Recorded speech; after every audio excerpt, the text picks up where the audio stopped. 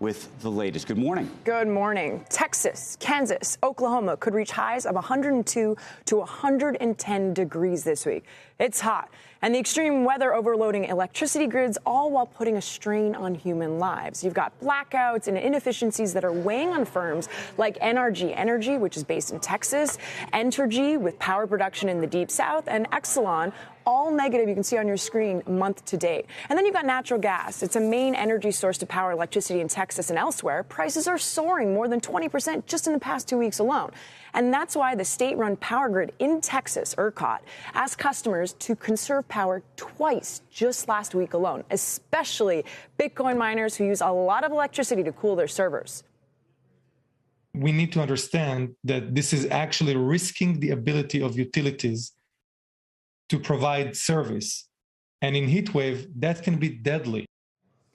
So it remains a balancing act between natural gas, wind, and coal for utility firms, all while dealing with an aging, very old infrastructure and dangerous heat levels that are testing power grids like never before, Andrew. Christina, thank you. It's scary. The grid needs to be powered. But the grid needs to be powered, but it's also scary just in terms of what's happening with temperatures across the summer. It's hot in the summer, and it always does. But we need to be able to provide. We're seeing record numbers. They're not.